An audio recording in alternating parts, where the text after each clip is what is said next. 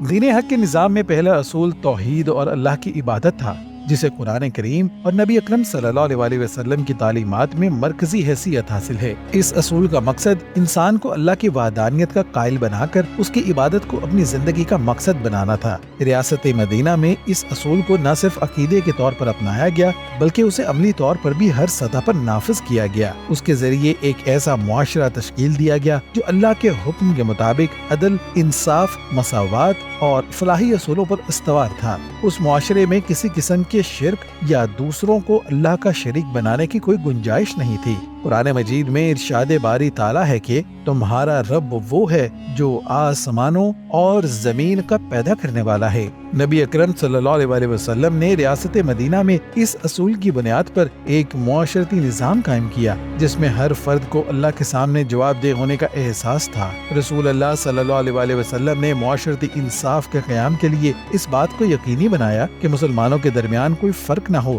اور نہ ہی کسی کو اس کی رنگت، نسل یا طبقے کی بنیاد پر حق سے محروم کیا جائے۔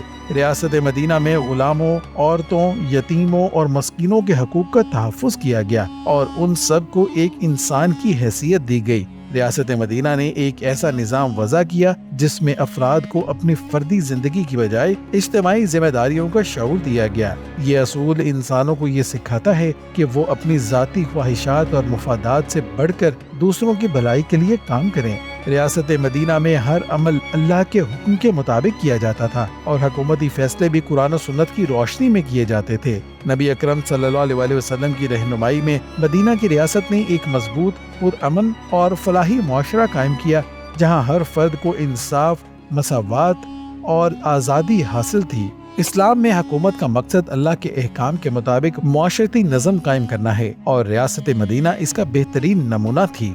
حضرت محمد صلی اللہ علیہ وسلم نے لوگوں کے درمیان عدل و انصاف کے اصول کو فروغ دیا اور ایک ایسی حکومت قائم کی جس میں ہر فرد کو اس کا حق ملتا تھا۔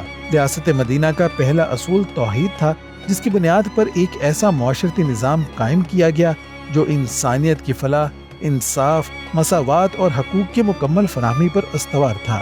اس اصول کے تحت لوگوں کو اپنی زندگیوں میں اللہ کے ساتھ تعلق مضبوط کرنے کی ترغیب دی گئی اور ان کی معاشرتی ذمہ داریوں کا شعور دیا گیا۔ ریاست مدینہ کی کامیابی کا راز اسی اصول میں پوشیدہ تھا کہ ہر فرد اور معاشرہ اللہ کی رضا کی کوشش کرتا تھا اور یہی اصل میں اسلامی ریاست کا صحیح ماڈل تھا۔